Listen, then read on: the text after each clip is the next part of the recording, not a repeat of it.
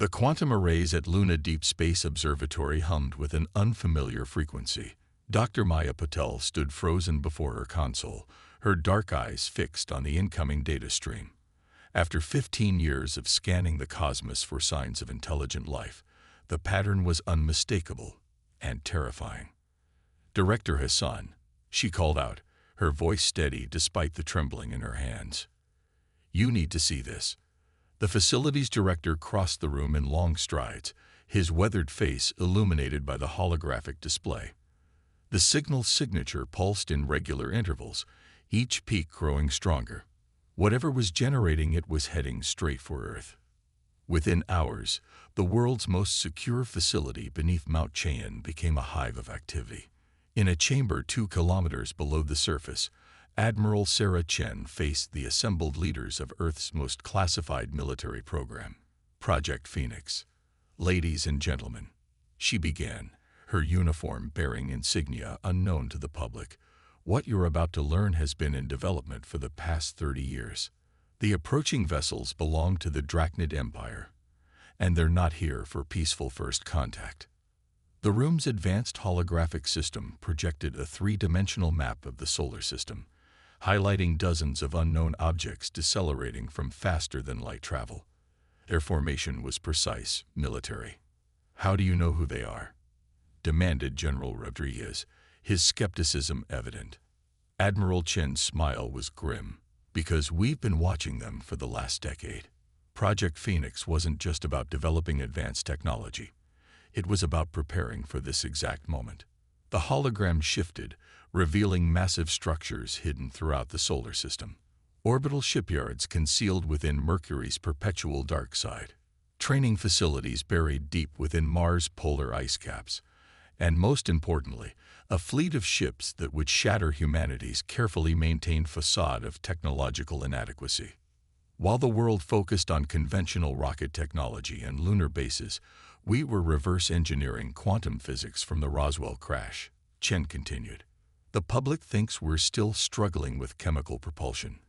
The reality is that we've mastered dark matter manipulation, consciousness-linked weapon systems, and dimensional phase shifting."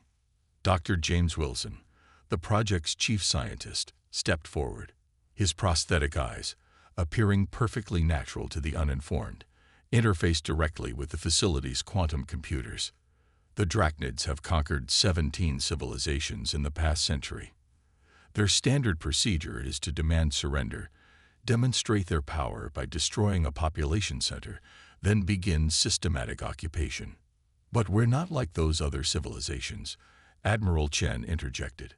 "We've had time to prepare, to build, to become something they cannot possibly expect." The hologram displayed their pride and joy. The EFS Prometheus, Earth's first true warship.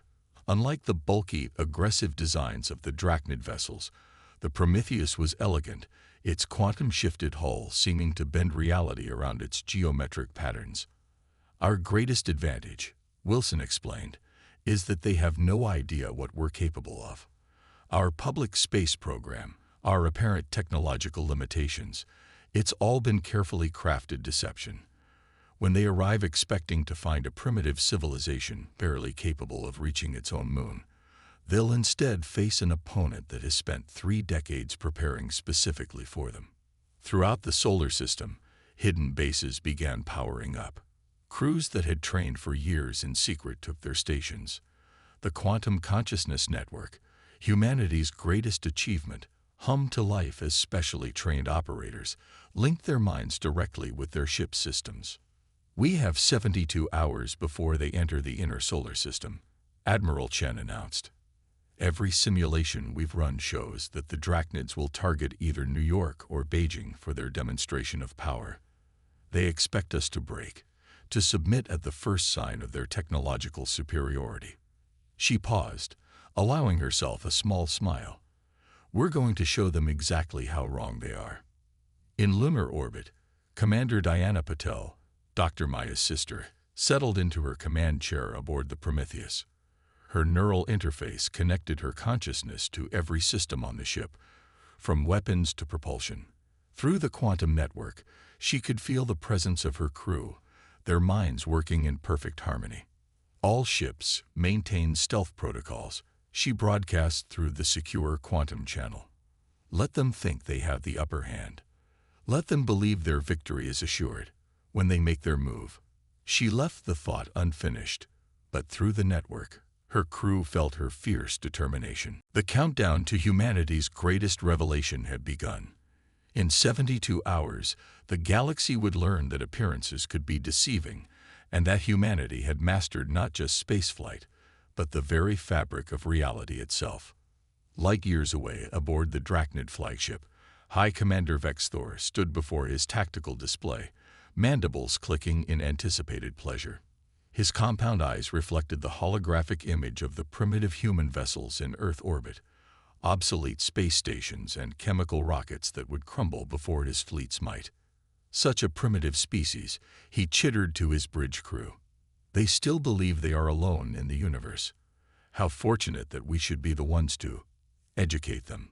The Drachnid commander had no way of knowing that his every word was being monitored, analyzed, and understood by quantum receivers hidden throughout the solar system. He had no idea that his fleet's supposedly unbreakable encryption had been compromised for years, or that humanity had studied and prepared for every tactic in the Drachnid military playbook. As Earth's hidden fleet waited in dimensional pocket space, Commander Patel accessed the quantum network one final time. In her mind, she could feel the readiness of every ship, every crew member, every weapon system. They were ready. They had trained for this moment for years. The greatest deception in human history was about to be revealed, and the Drachnid Empire was about to learn a harsh lesson about judging a species by its apparent limitations. The Drachnid fleet emerged from hyperspace in perfect formation, their massive ships casting long shadows across Mars' rusty surface. High Commander Vex Thor's flagship, the Inevitable Conquest, took point position as smaller vessels spread out in a classic invasion pattern. Their sensors swept the solar system, detecting exactly what they expected: primitive satellites, basic space stations, and chemical rockets scrambling in panic. "Begin the standard protocol," Vex Thor commanded, his crystalline eyes reflecting the tactical display. "Broadcast the ultimatum on all frequencies." Throughout Earth's major cities, screens flickered to life with the Drachnid message. The aliens appeared insectoid, their chitinous armor gleaming under harsh lighting as Vex Thor delivered his speech in perfectly translated human languages. "People of Earth, your isolation ends today. The Drachnid Empire offers you the opportunity to join our glorious civilization as a protectorate species. Resist, and we will demonstrate the futility of defiance. You have one planetary rotation to submit your unconditional surrender." In the Mount Cheyenne Command Center, Admiral Chen watched the broadcast with an almost predatory smile. "Right on schedule," she murmured, then activated the quantum network. "All ships, execute Operation Shadowbreak. Commander Patel, you have tactical authority." Throughout the solar system, humanity's hidden fleet stirred to life. Ships emerged from dimensional pocket space, their quantum-shifted hulls absorbing light rather than reflecting it. The EFSS Prometheus led the vanguard, appearing suddenly between Mars and the Drachnid fleet like a geometric shadow against the stars. Commander Diana Patel's consciousness expanded through her neural interface, feeling every system of her ship as if it were part of her own body. Through the quantum network, she sensed her crew's focused determination, their minds working in perfect synchronization. "This is Commander Diana Patel of the Earth Fleet ship Prometheus," she transmitted, speaking in flawless Drachnid. "Your assessment of our civilization is incorrect, High Commander. We suggest you reconsider your position." On the Inevitable Conquest's bridge, Vex Thor's mandibles clicked in surprise at hearing his native language. But surprise quickly turned to amusement. "One ship," he chittered to his crew. "They send one ship as their defense." He turned to his weapons officer. "Show them the price of such arrogance. Target their vessel with plasma cannons. Full spread." The Drachnid cruiser nearest to the Prometheus opened fire, its plasma weapons lighting up space with artificial stars. What happened next would be recorded in both human and Drachnid history as the moment everything changed. The Prometheus didn't attempt to evade. Instead, the geometric patterns across its hull flared with impossible light. The plasma bolts didn't impact. They simply ceased to exist, their energy absorbed and redistributed through the ship's quantum fold matrix. Through the quantum network, Commander Patel felt her crew's satisfaction at the enemy's shock. "That was your warning shot," she transmitted. "Here's ours." Her consciousness merged with the targeting systems, selecting a precise point on the Drachnid cruiser's hull. A beam of concentrated dark energy, focused through quantum-folded space, lanced out. It bypassed the enemy's shields as if they didn't exist, cutting the cruiser into two perfect halves. The ship's reactor remained untouched, its crew compartments intact, a demonstration of not just power, but precision and mercy. "By now your sensors have analyzed our technology," Patel continued, her voice calm. "You know that what you just witnessed shouldn't be possible according to your understanding of physics. This is because humanity has been keeping secrets, High Commander. Very big secrets. Throughout the solar system, more ships emerged from dimensional pocket space. From behind Phobos appeared the EFSS Athena, its hull crackling with quantum energy. The EFSS Apollo rose from Venus's atmosphere, where it had been hiding for months. Dozens more ships appeared, each representing technologies that the Drachnids had believed impossible. In Mount Cheyenne, Dr. James Wilson accessed the quantum network, his prosthetic eyes glowing as he interfaced with the fleet's systems. "All ships reporting ready, Admiral. The quantum consciousness network is stable and performing at optimal levels."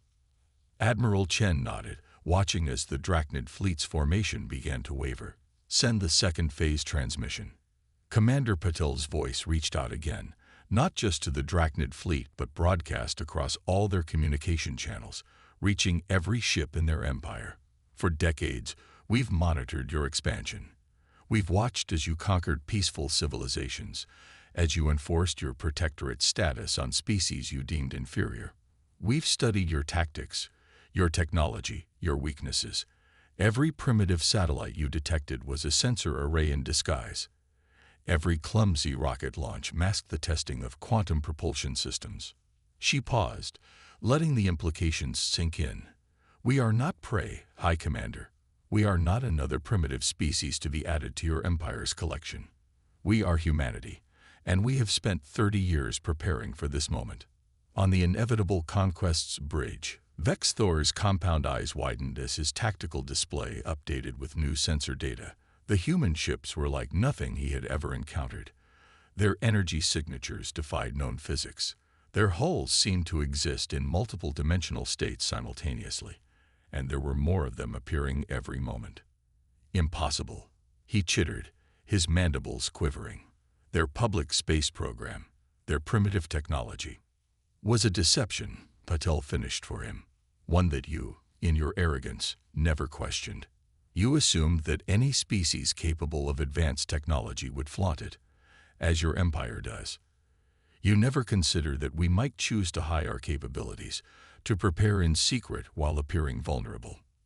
The quantum network hummed with power as Earth's fleet moved into attack formation. Commander Patel felt her crew's readiness, their minds linked in perfect harmony through technology that the Drachnids couldn't begin to comprehend.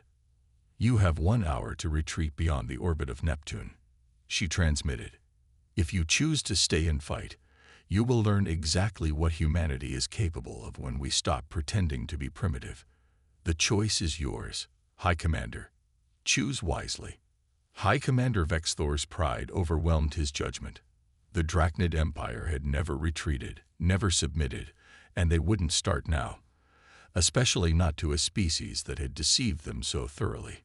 "All ships, battle formation Delta," he commanded, his voice carrying the full authority of an empire that had conquered 17 civilizations. "Show these humans the price of their deception."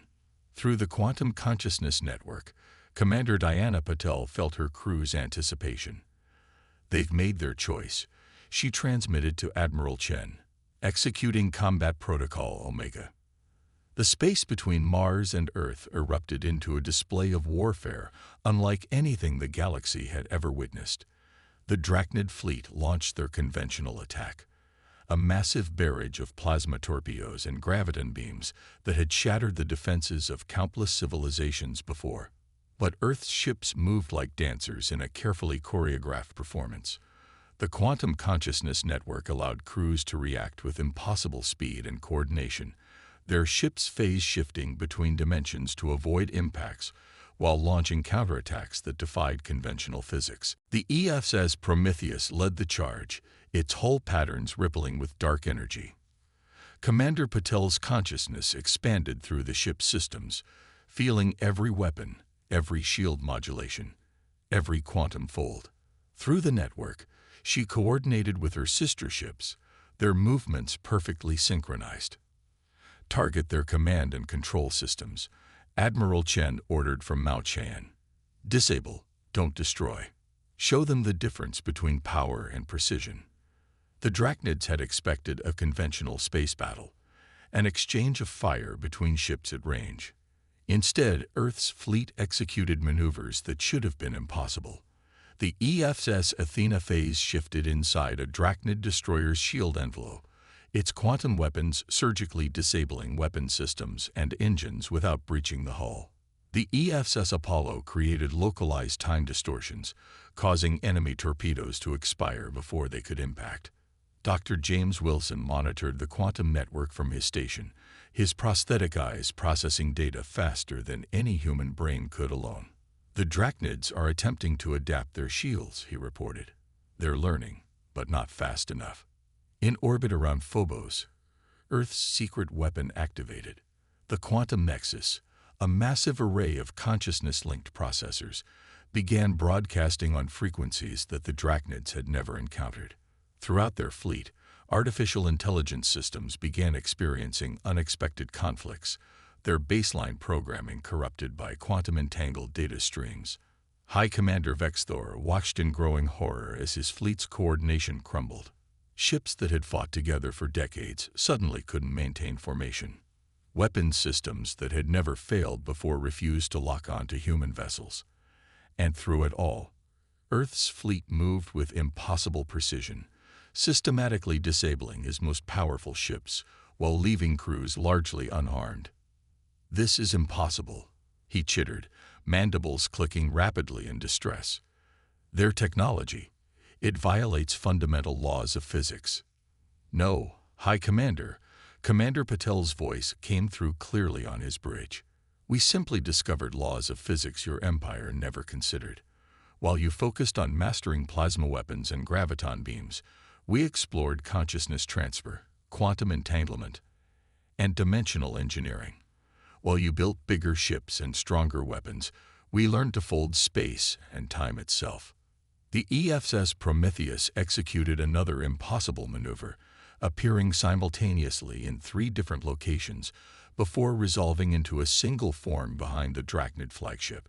A precise burst of dark energy severed the ship's main power conduits, leaving it operational but severely weakened.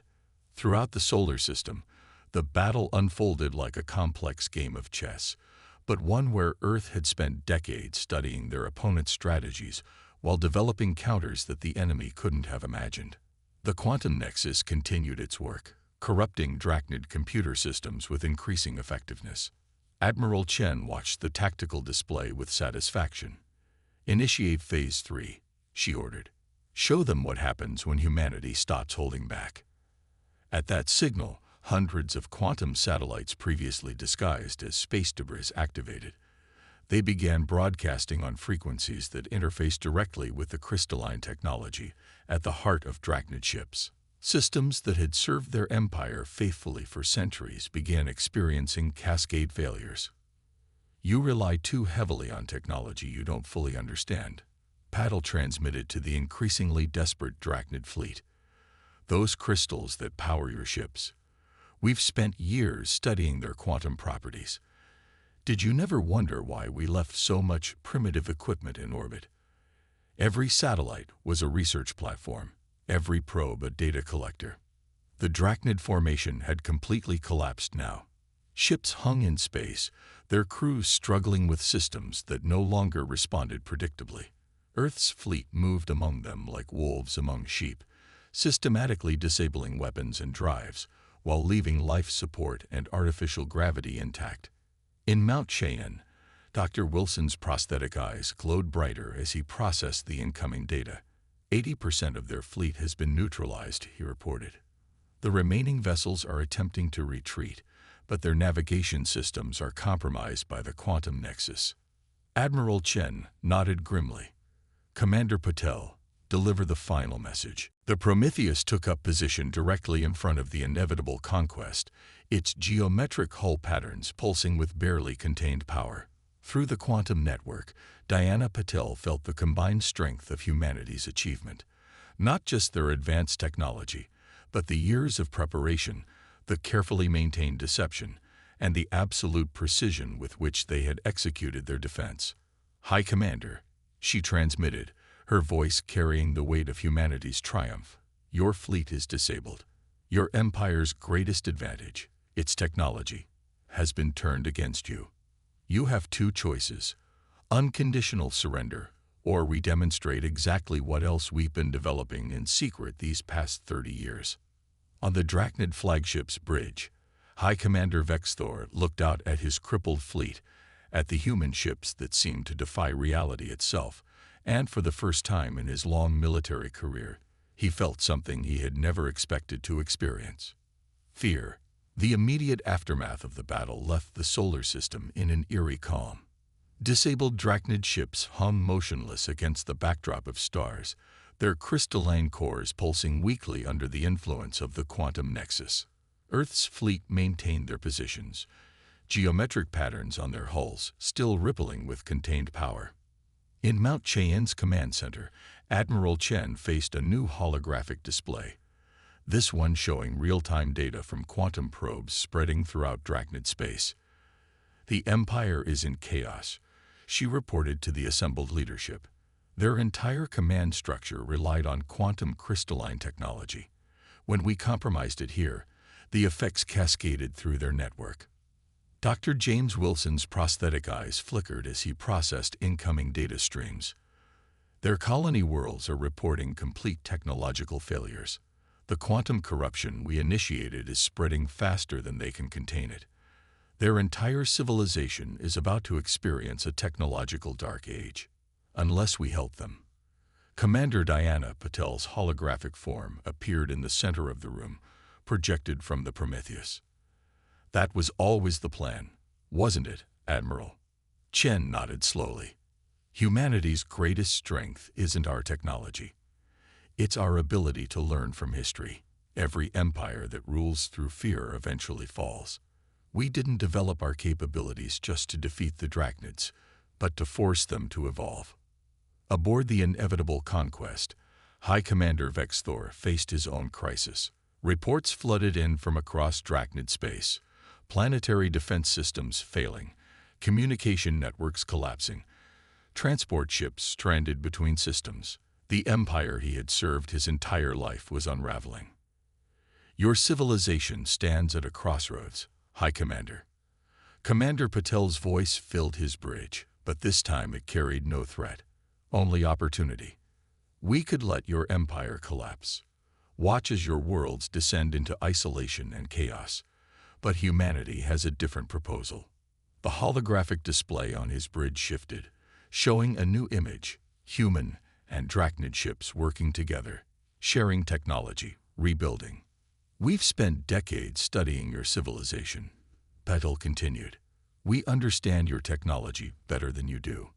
We can help you rebuild, not as conquerors, but as partners.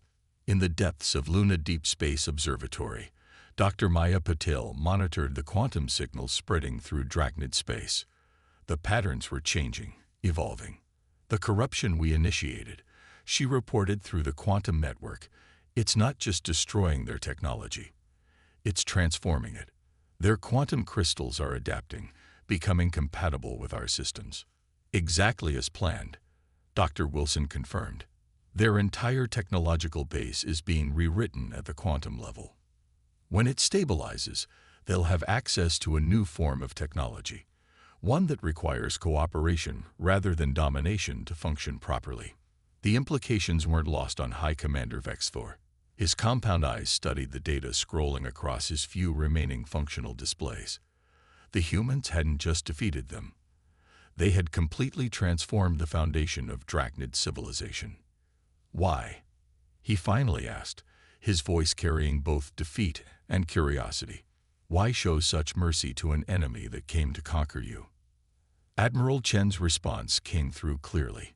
Because humanity's greatest strength isn't our technology or our deception. It's our ability to imagine a better future.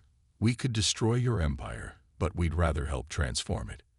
Your species has incredible potential, High Commander. You've just been using it to the wrong ends. Throughout the solar system, Earth's fleet began implementing the next phase of their long-term plan. The quantum nexus's broadcast shifted frequency, its corrupting influence becoming a transformative one. Drachnid ships that had been disabled began coming back online, but their systems were fundamentally changed.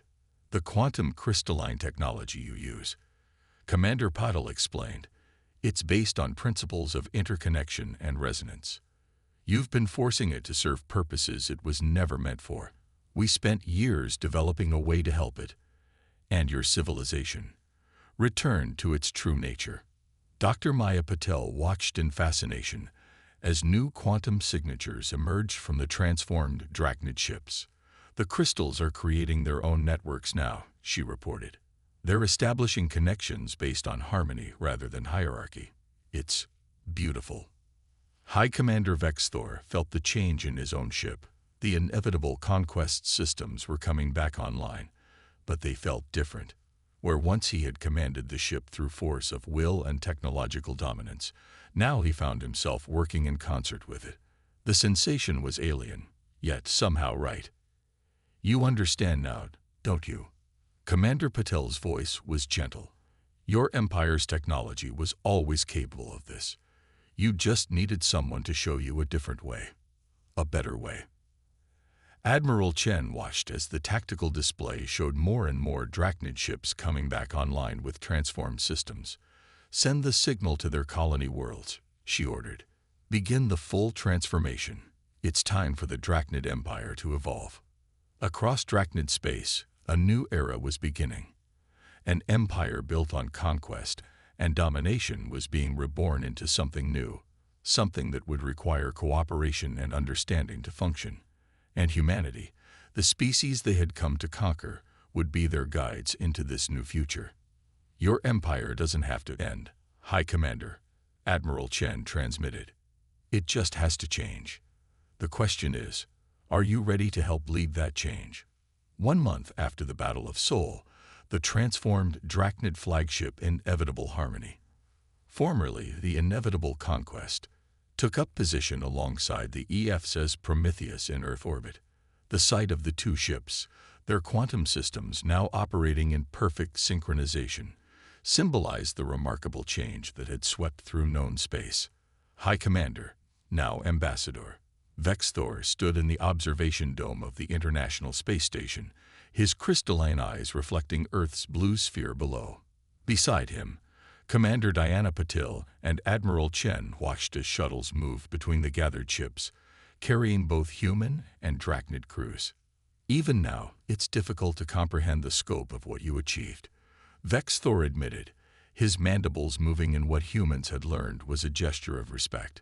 You didn't just defeat us, you transformed us. Our entire civilization has been reborn. Through the quantum network, now expanded to include transformed Drachnid systems, Diana felt the truth of his words. Reports from across former Drachnid space told the same story. Worlds that had once been subjugated protectorates were becoming equal partners in a new coalition. The quantum crystalline technology, freed from its forced role in warfare, was creating bridges between species that had once been enemies. The transformation wasn't just about technology. Admiral Chen explained, watching as another shuttle docked with the station. It was about showing your people a different way to interact with the universe. Your empire was built on the belief that power comes from domination. We showed you that true power comes from cooperation. In the Luna Deep Space Observatory, Dr. Maya Patel and Dr. James Wilson monitored the expanding quantum network.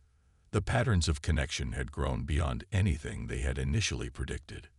"It's evolving on its own now," Maya reported, her eyes wide with wonder. "The crystalline systems are developing new protocols, new ways of sharing information and resources." "That's because we stopped forcing them to be weapons," Wilson responded, his prosthetic eyes tracking the complex data flows. "These crystals were always meant to be connectors, not controllers." The Drachnids just didn't understand what they had discovered. Back on the space station, Vexthor turned to face his human counterparts. "The 17 civilizations we conquered. We've begun the process of making amends. Your quantum transformation didn't just affect our technology. It changed how we think, how we perceive others. It's as if we've awakened from a long dream of power to find a reality of possibility." Commander Patel smiled. "That's why we spent 30 years preparing. We could have developed weapons to simply destroy your fleet, but that would have only continued the cycle of violence. Instead, we found a way to help you evolve." Through the station's windows, they could see more ships arriving. Representatives from former Drachnid protectorate worlds, coming to participate in the formation of a new galactic council. Each vessel showed signs of the quantum transformation, their systems now operating in harmony with both human and Drachnid technology. "There's something I still don't understand," Vexthor said, his tone thoughtful. "How did you know? How did you know that transforming our quantum crystals would change our civilization so fundamentally?" Admiral Chen's expression softened. "Because we studied our own history. Every technological revolution humanity experienced change, not just our capabilities, but our perspective. The printing press didn't just let us share information. It transformed how we think about knowledge. The internet didn't just connect computers. It changed how we understand community." "We knew your quantum crystals were more than just power sources," Diana added. "They were a form of connection you hadn't fully grasped. By helping them evolve, we helped your entire civilization evolve with them." In the depths of Mount Cheyenne, the quantum consciousness network hummed with activity as more and more species joined the expanding coalition. Dr. Wilson monitored the integration, watching as new patterns of thought and cooperation emerged. "The network is stabilizing," he reported. "The quantum field is creating natural barriers against aggressive or destructive impulses. It's like the technology itself is teaching us all how to coexist." Aboard the Prometheus, Diana felt these changes through her neural interface. The ship's systems were adapting, growing, becoming part of something larger than humanity had ever imagined. "We're not just sharing technology," she realized. "We're creating a new form of civilization." "The question now," Admiral Chen said, turning to Vexthor, "is what we'll do with this opportunity." Humanity revealed its true capabilities not to dominate, but to guide. "We've shown that deception can serve a higher purpose than conquest, that strength can be used to lift others up rather than hold them down." The former High Commander's crystalline eyes seemed to shimmer with new understanding. "And now we have the chance to show others the same truth, to help them transform as we have been transformed." As if to emphasize his words, a new signal caught their attention. From deep space, beyond the former borders of Drachnid territory, came evidence of another spacefaring civilization, one that was following the same path of conquest that the Drachnids once had. Diana felt the response through the quantum network, not fear or aggression, but anticipation. Humanity, and the transformed Drachnid civilization, now had the chance to prove that their new partnership could serve a greater purpose. "Shall we show them a better way?" she asked, feeling the combined determination of human and Drachnid crews through the network. Admiral Chen nodded, a slight smile playing at her lips. "Together," she said, and through the quantum field, that single word carried the weight of a promise, a commitment to use their combined strength not to conquer, but to transform, to elevate, to evolve. The dawn of a new era had truly begun. and its light would spread across the galaxy not through force, but through understanding.